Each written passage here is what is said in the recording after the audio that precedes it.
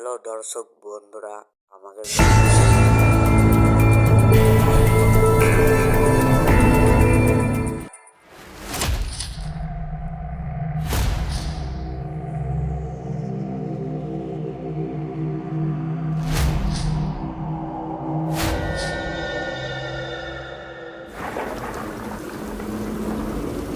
Hello, welcome, নমস্কার। এখন রাত 12টা বেজেছে আর তোমরা শুনছো রেডিও জনমন। আর এখন সময় হয়েছে হরর স্টোরি বাই প্রাচী শোনার। মানে আমি তোমাদের এখন একটা হরর স্টোরি শোনাবো। তাহলে বন্ধুরা, তোমাদের সবাইকে স্বাগত অন্ধকারের জগতে, যেখানে প্রত্যেক রাতে তোমরা শুনতে পাও গা ছমছম করা ভূতের গল্প, যেটা শুনে অনেক লোকেদেরই বুক কেঁপে ওঠে।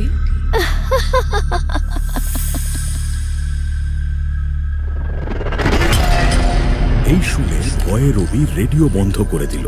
আরে ভাই, রেডিওটা বন্ধ করলি কেন? আর যে প্রাচী হরর স্টোরি না খুব ভালো শোনান। তুই কি বোকা নাকি? হ্যাঁ, রাত 12টা বাজে, কত দূর যেতে হবে? আর এরকম অন্ধকার নির্জন রাস্তা, গাড়ি চালাতে ভয় লাগবে না? কি ফালতু কথা বলছিস? গল্প শুনলে ভয় লাগবে? আরে ভাই, এসব ভূত প্রেত সব বোকার মতো ব্যাপার। এখন আধ ঘন্টায় স্টোরিটা শুনলে বেশ মজা লাগবে আর সময়টাও ভালো কাটবে। এই কথা বলে প্রবীণ আবার রেডিও অন করে দেয়।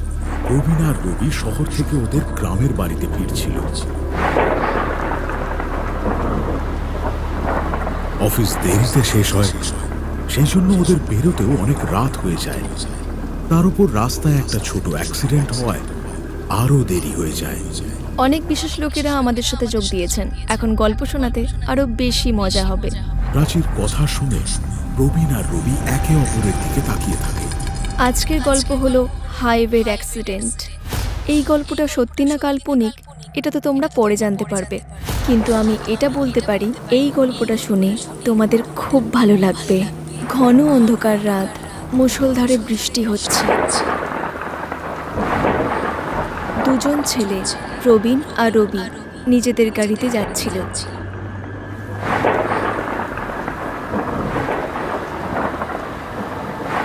দূরে কোথাও বিদ্যুৎ চমকাচ্ছিল। দূর থেকে দূরে কাউকে দেখা যাচ্ছিল না। প্রবীণ আর রবি দুজনেই চমকে ওঠে, কারণ সেই গল্পে ওদেরই নাম বলা হয়।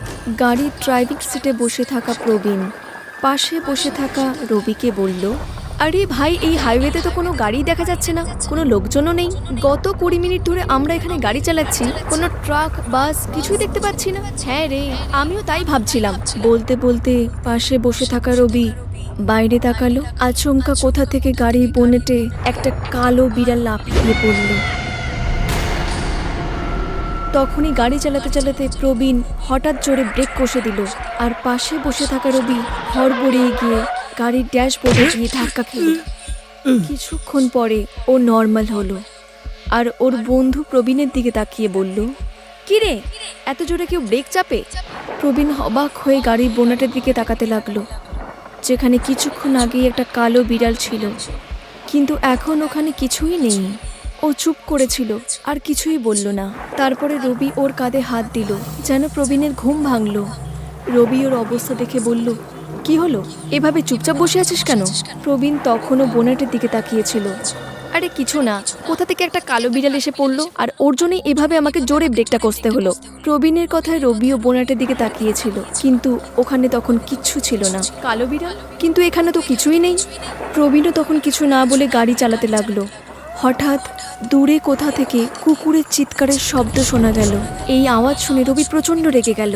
এত নির্ঝুম রাস্তা, আগেই অমঙ্গল কম ছিল যে এখন আবার কুকুর চিৎকার করছে? প্রবীণ ও রবির কথায় একমত হয়ে গেল, আমারও এই রাস্তাটা একদম ভালো লাগছে না। শর্টকাট নিতে গিয়ে এখানে ঢুকে পড়লাম। এক কাজ করি, এখান থেকে তাড়াতাড়ি চলে যাই। ড্রাইভিং সিটে বসে থাকা প্রবীণ নিজের গাড়ির স্পিডটা বাড়িয়ে দিল। গল্প শুনতে শুনতে প্রবীণ আর রবি দুজনেই ঘামতে আরম্ভ করে। ওদের হাত পায়ের রোম খাড়া হয়ে যায়। আরে কি, এখনই তো গল্প শুরু হয়েছে আর তোমরা ভয় পাচ্ছ? গল্পের ক্লাইম্যাক্সে তো আরো মজা পাবে। বন্ধ কর, এক্ষুনি এটা বন্ধ কর। অনেক হয়েছে এইসব বাজে গল্প, আমি আর শুনতে চাই না। রবির কথা শুনে প্রবীণ যেই রেডিও বন্ধ করতে এগোয়, তখনই তার হাতে লাগে এক জোর ঝটকা। না প্রবীণ, এত তাড়াহুড়ো কিসের? এখনো তো পুরো গল্পটাই বাকি আছে। অন্তত গল্পের ক্লাইম্যাক্স পর্যন্ত তো আমাদের সাথে থাকো। হতে পারে গল্পটা তোমাদেরকে নিয়েই। হ্যাঁ, তো কোথায় ছিলাম আমরা? এবার প্রবীণ হাওয়ার গতিতে গাড়ি চালিয়ে দিল। দূরে কুকুরের কান্নার শব্দ বেড়েই যাচ্ছিল।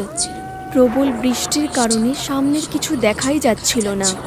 রবি প্রবীণের গাড়ির এত স্পিড নিতে দেখে খুব ভয় পাচ্ছিল আর বলল, গাড়ির স্পিড কম করে নে, সামনে যদি কেউ এসে যায় তাহলে প্রচন্ড বড় বিপদ হয়ে যাবে। এমনিতেই কিছু দেখা যাচ্ছে না। প্রবীণ খুব রেগে রবির দিকে তাকিয়ে বলল, গত 20 মিনিট ধরে গাড়ি চালাচ্ছি, এতক্ষণ ধরে কোনো গাড়ি চলতে দেখেছিস যে এখন যাবে? আমাকে যেভাবেই হোক এই হাইওয়ে থেকে এখনই বেরোতে হবে। রবি তখন প্রবীণকে বুঝিয়ে বলতে লাগলো, তাড়াতাড়ি করতে গিয়ে দেখিস কোনো বিপদ না হয়ে যায়। রবির বারণ করার সত্ত্বেও প্রবীণ গাড়ি খুব স্পিডে চালাচ্ছিল। তখনই হঠাৎ গাড়ি কিছুর সাথে ধাক্কা খেলো।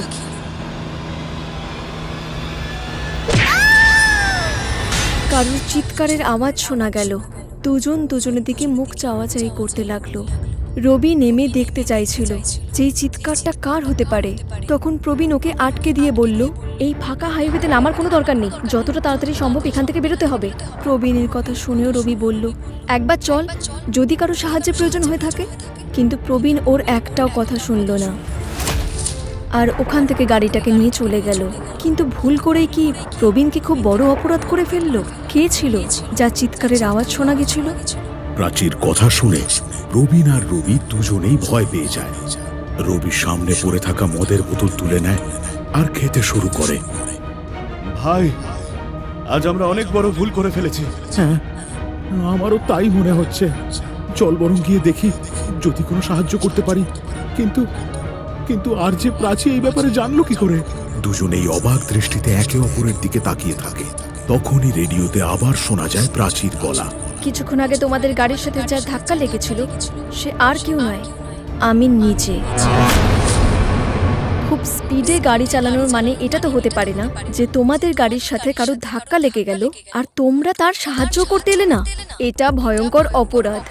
মানুষের ভুলকে একবার ক্ষমা করা গেলেও অপরাধের শাস্তি পেতেই হয়। প্রাচীর কথা শুনে দুজনেই একেবারে হকচকিয়ে যায়। তখনই রেডিও থেকে কালো ধোঁয়া বেরোতে শুরু করে।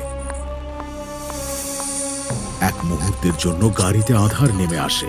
তারপর সেই ধোঁয়া ধীরে ধীরে এক ছায়ায় পরিণত হয় আর শোনা যায় প্রাচীর অট্ট হাসি।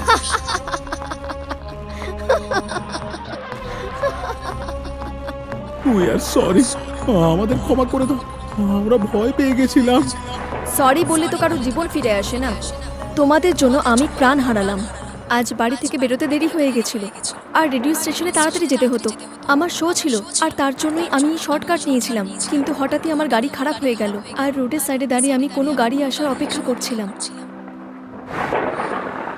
হঠাৎই তোমাদের গাড়ি দেখার পর আমি সেটা দাঁড় করানোর জন্য হাত দেখাচ্ছিলাম, কিন্তু তোমরা দাঁড়ানোর বদলে গাড়ির স্পিড আরও বাড়িয়ে দিলে। আমার চিৎকার শুনেও তোমরা তোমাদের গাড়ি থামালে না। অনেকক্ষণ ধরে আমি কোনো সাহায্যের অপেক্ষায় রক্তাক্ত অবস্থায় রাস্তার ধারে পড়েছিলাম, কিন্তু কেউই আমার সাহায্য করার জন্য আসেনি। প্রাচীর নিজের হাতের ইশারায় গাড়ির চাবি ঘোরায় আর গাড়ি নিজে থেকেই চালু হয়ে যায়। প্রবীণ আর রবি একে অপরের দিকে অবাক দৃষ্টিতে তাকিয়ে থাকে আর তখন ওদের গাড়ি নিজে থেকেই চলতে শুরু করে। প্রবীণ গাড়ি কন্ট্রোল করার চেষ্টা করে ঠিকই, কিন্তু ততক্ষণে সব হাতের বাইরে চলে গিয়েছিল। দুজনেই সাহায্যের জন্য জোরে চিৎকার করতে থাকে। বাঁচাও আমাদের, আমাদেরকে বাঁচাও, বাঁচাও আমাদের। কিন্তু সেই নির্জন রাস্তায় ওদের আওয়াজ শোনার কেউ নেই আর ওদের এই হাহাকার শুনে প্রাচীর এক অদ্ভুত তৃপ্তি হয় আর গাড়িটি নিচে থেকে চলতে চলতে সোজা গিয়ে পড়ে এক খাদে।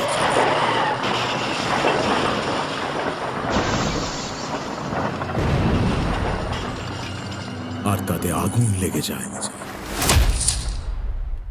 পরের দিন খবরের কাগজে বেরোয় এক নির্জন হাইওয়েতে অ্যাক্সিডেন্টে আরজে প্রাচীর মৃত্যু হয় আর সেখান থেকে কিছু দূরে অন্য একটি কার অ্যাক্সিডেন্টে 2 যুবকের পুড়ে মৃত্যু হয়।